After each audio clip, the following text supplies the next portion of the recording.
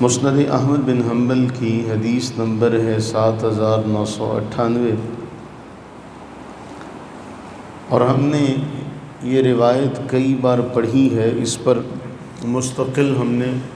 جمعے کے خطبات بھی سنے ہیں۔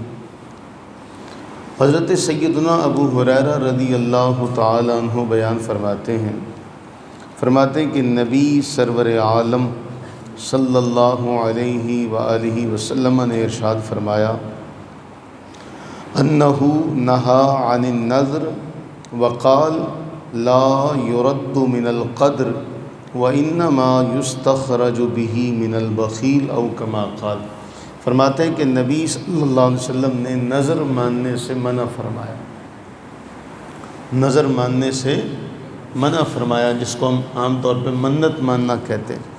کہ اللہ کے نبی علیہ السلام نے منت ماننے سے، نظر ماننے سے روکا ہے،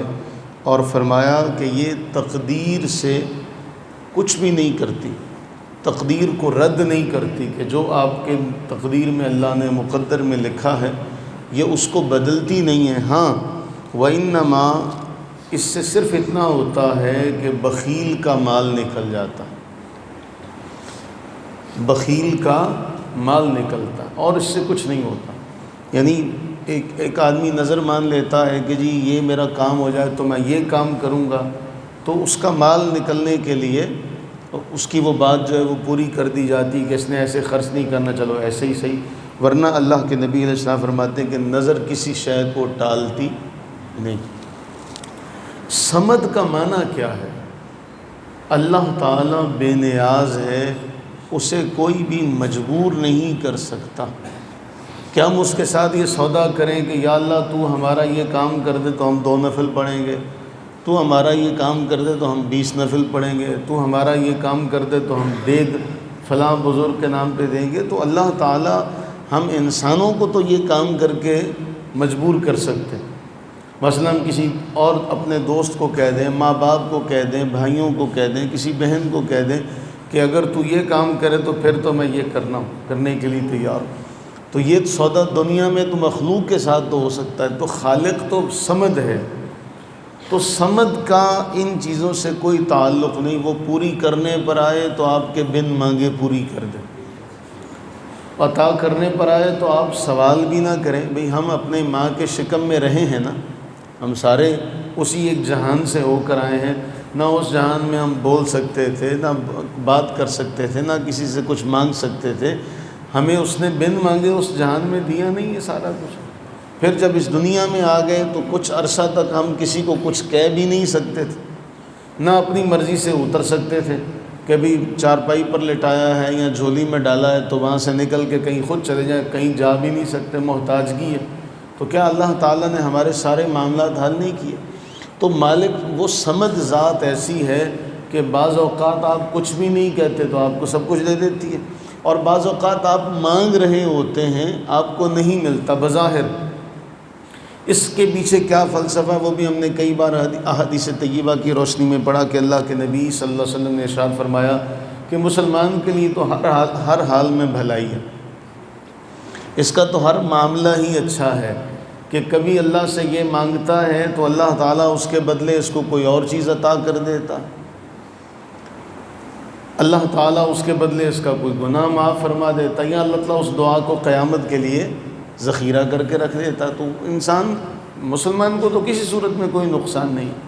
لیکن یہ جو معاملہ ہے یہ بڑا حساس ہے، اسے سمجھنے کی ضرورت ہے۔ اگر کوئی یہ سمجھ کے نظر مانے کہ جی اب اللہ تعالیٰ پر لازم ہو گیا ہے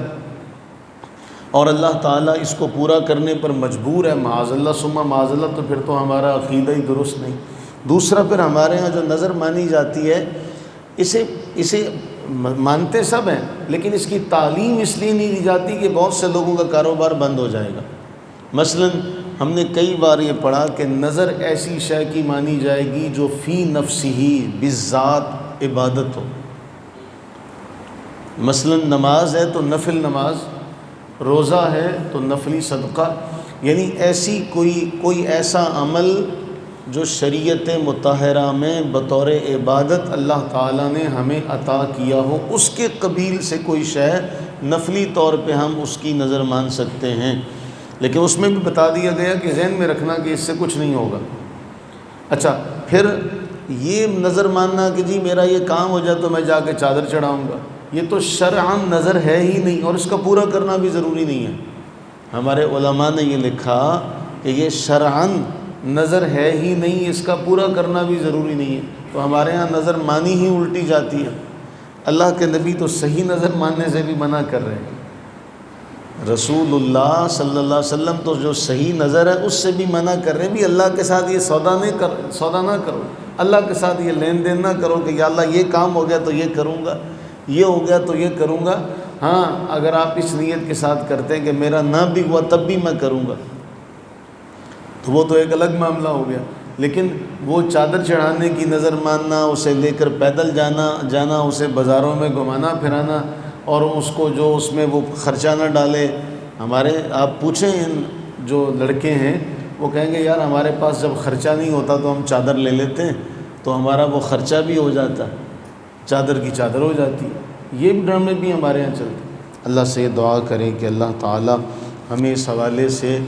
وہ صمد ذات، اس کو اس کی صمدیت کا واسطہ دیتے ہیں، مولا ہمیں کبھی محتاج ہی نہ کرنا،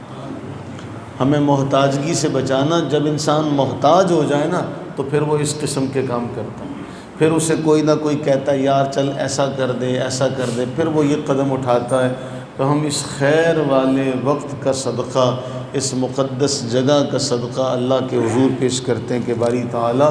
اپنی رحمت کا صدقہ ہمیں، ہماری نسلوں کو محتاجگی سے، فقر و فاقے سے محفوظ فرمانا کہ ہم کوئی ایسا کام ہی کبھی نہ کریں، اور اپنے صمد ہونے کا صدقہ ہمیں دنیا اور آخرت کی تمام بھلائیاں عطا فرما۔ آمین ثم آمین۔